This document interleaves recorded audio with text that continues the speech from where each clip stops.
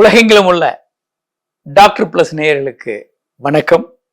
நீண்ட நேரம் நல்ல விரைப்புத்தன்மையோட செக்ஸ் பண்ண என்ன பண்ணணும் அப்படின்னு நண்பர்கள் கேட்டிருக்காங்க. நீண்ட நேரம் நீங்க இயல்பான முறையில செக்ஸில் ஈடுபடலாம். அதுக்கு சில உத்திகள் இருக்கு. நம்ம இந்தியர்கள் அதை முன்னால பயன்படுத்திட்டு இருந்தாங்க.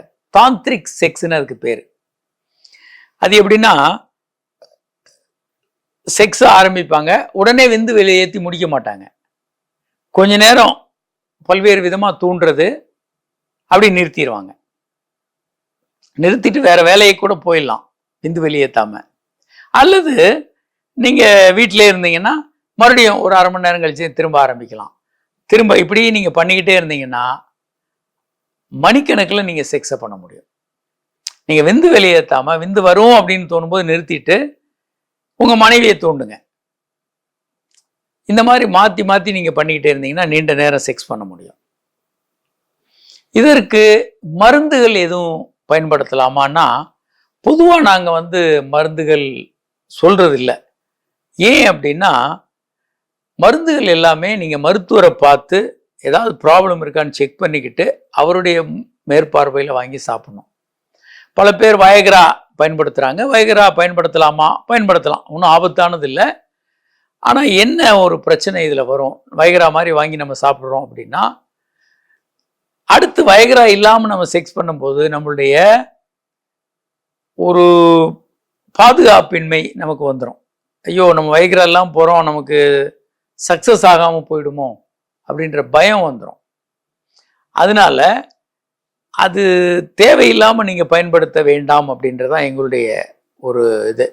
நீங்கள் ஏதாவது ஒரு உங்களுக்கு இன்னும் கொஞ்சம் நேரம் செக்ஸை நீட்டிக்கணும், இல்லை இன்னும் கொஞ்சம் ஹார்டாக விரைப்புத்தன்மை இருக்கணும், இல்லை மனைவிக்கு உச்சகட்டம் வரலை, இப்படி ஏதாவது ஒரு காரணங்கள் இருந்தால் நீங்கள் கணவன் மனைவி ரெண்டு பேருமே ஒரு பாலியல் மருத்துவரை நேராக அணுகி இதை அவங்கக்கிட்ட கேட்க முடியும்.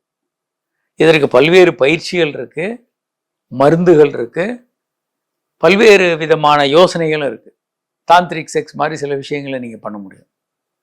அதெல்லாம் சாதாரணமாக நம்ம பண்ணக்கூடிய விஷயங்கள் தான். ஒரு நாளைக்கு 8 மணி நேரம் நீங்கள் செக்ஸ் பண்ண முடியும். அப்போது இதை நம்ம கற்றுக்கொண்டு அதை செய்யணும். அதுதான் அதில் இருக்க ஒரே ஒரு விஷயம். நாம் எக்ஸ்பர்ட் இல்லைன்றதுனால நமக்கு தெரியாது. கற்றுக்கொண்ட மருத்துவர்கள் நமக்கு அதை சொல்லி கொடுத்தாங்கன்னா நம்ம அதை செய்ய முடியும். சரி, சில நேரங்களில் என்ன பண்ணாலும் சீக்கிரம் வந்துடுது, பிரச்சனை இருக்குது, என்ன பண்ணாலும் நான் மனைவியை தொட்டு கொஞ்ச நேரத்தில் எனக்கு வந்துடுது, என்னால் கட்டுப்படுத்தவே முடியலன்னா சில மருந்துகள் கண்டிப்பாக மருத்துவர்கள் பரிந்துரைக்க முடியும். அந்த மருந்துகளில் வயகராலேருந்து ஆரம்பிச்சிங்கன்னா சில்டனஃபில், உடனஃபில், அவனஃபில், தடலஃபில், ஏராளமான மருந்துகள் வந்துருச்சு.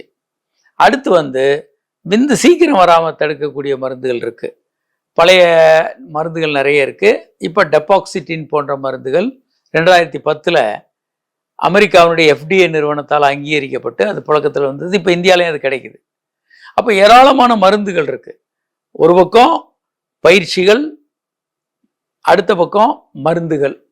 இதையெல்லாம் பயன்படுத்தி நீண்ட நேரம் ஆரோக்கியமாக செக்ஸ் பண்ண முடியும். தாந்திரிக் செக்ஸ் என்ற முறையை நீங்கள் பயன்படுத்த முடியும். தாந்திரிக் செக்ஸ்னா என்ன அப்படின்னா, இந்த யோகா மாதிரி ஒரு வினோதமான வில்வித்தை எல்லாம் கிடையாது. எளிமையான விஷயம். நீங்கள் செக்ஸை பதட்டம் இல்லாமல் ஸ்லோவாக பண்ணுறீங்க, தொடுறீங்க, லைட்டாக மெதுவாக தூண்டுறீங்க. ரொம்ப மெதுவாக பண்ணுவாங்க. நீங்கள் கிளைட்டோரிஸை தூண்டலாம், மெதுவாக ஜென்டிலாக தூண்டலாம். வேகமாக அவங்கள உச்சகட்டம் கொண்டு வரணும்னு அவசியம் இல்லை. மெதுவாக அவங்களுக்கு ஒரு கிளர்ச்சியை கொடுக்குறதுக்காக தூண்டுறீங்க. உங்கள் மூச்சும் அவங்க மூச்சும் சின்க்ரனைஸ் ஆகிற மாதிரி பண்ணலாம். அவங்க ஆணுறுப்பை உடனே விந்து வெளியேற்றணுன்ற மாதிரி வேகமாக பண்ண வேண்டியதில்லை. மெதுவாக ஜென்டிலாக தூண்டலாம். அதே மாதிரி ரெண்டு பேரும் தாம்பத்திய உறவுலையும் ஈடுபடலாம். விரைவாக வேகமாக பண்ணி, இந்த சினிமா படங்களில் காட்டுற மாதிரி வேகமாக பண்ணால் தான் அந்த படத்தில் அது த்ரில்லிங்காக இருக்கும். ஆனால் அப்படியெல்லாம் இல்லை. நீங்கள் ஜென்டிலாக பண்ணி ஒரு கட்டத்தில் நிறுத்திக்கலாம், பிரேக் விட்டுட்டு திரும்ப. தாந்திரிக்ன்றது ஒரு காம்ப்ளிகேட்டடான சிக்கலான விஷயம் அல்ல. ரொம்ப எளிமையாக ஆரம்பிக்கிறது, தொடர்றது, நிறுத்திடுறது. அந்த உணர்வுகள் கொஞ்சம் குறைஞ்ச பிறகு மறுபடியும் ஆரம்பிக்கிறது, தொடர்றது, நிறுத்திடுறது. இந்த முறையில் நீங்கள் சுய இன்பமே பண்ணலாம். உங்களுக்கு வந்து இது ஒரு பரவசமான உணர்வை கொண்டு வரும். தாந்திரிக் முறையில் நீங்கள் மாஸ்டர்பேட் பண்ணீங்கன்னா பாடி ஃபுல்லாக ஒரு கிளர்ச்சி வர்றதை நீங்கள் பார்க்க முடியும். எப்படி காலையில் எந்திரிக்கிறீங்க, நீங்கள் ஆணுறுப்பை லைட்டாக தூண்டுறீங்க, ஒரு உணர்ச்சி வருது, ஆனால் விந்து வரக்கூடாது. லைட்டாக ஒரு உணர்வு வந்து கொஞ்சம் வந்தவுடனே பாதியில் நிறுத்திடணும். அதுக்கப்புறம் செக்ஸ் பண்ணக்கூடாது, சுய இன்பம் பண்ணக்கூடாது. அப்புறம் ஒரு 2 hours 3 hours கழித்து மறுபடியும் நீங்கள் தூண்டலாம். பாத்ரூம் போயிட்டு நீங்கள் தூண்டலாம்.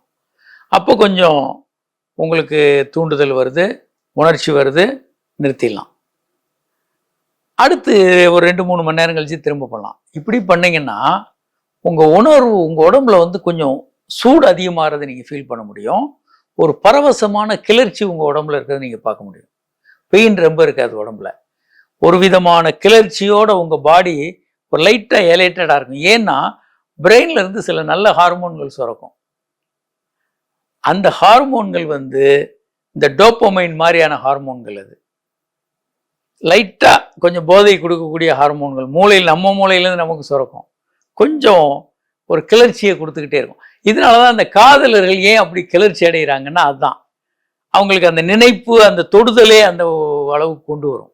அந்த ஹார்மோன்களை சுரக்க வைக்கும். அதனால தான் காதலர் பக்கத்தில் உரசிக்கிட்டு உட்கார்ந்தா கூட அவங்களுக்கு அந்த கிளர்ச்சி ரொம்ப இருக்கும். சில நேரம் ஃபோனில் பேசும்போது அந்த கிளர்ச்சி அவங்களுக்கு வரும். அந்த விதமான, ஏன்னா மூளையிலேருந்து சில ஹார்மோன்கள் சுரக்கும். அது உடம்பை சூடாக்கிறோம், ஒரு விதமான கிளர்ச்சியை கொடுக்கும். அதை நீங்கள் தனிப்பட்ட நபராகவும் பண்ணலாம், மனைவியோடு பண்ணும்போது அதை தாந்திரிக் செக்ஸ்ன்னு சொல்கிறோம். இது எளிமையான ஆரம்பிக்கிறோம், கொஞ்சம் கிளர்ச்சி அடையும் போது நிறுத்திடுறோம், மறுபடியும் ஒரு நேரம் 2-3 மணி நேரம் கழித்து மறுபடியும் பண்ணுறோம். இப்படி நீங்கள் 24 hours இதை கொண்டு போக முடியும். ஒரு பரவசமான ஒரு மனநிலையும் உடல்நிலையில் இருக்கிறதையும் நீங்கள் அனுபவிக்க முடியும். அது ஒரு த்ரில்லிங் எக்ஸ்பீரியன்ஸாக இருக்கும். பண்ணி பாருங்கள்.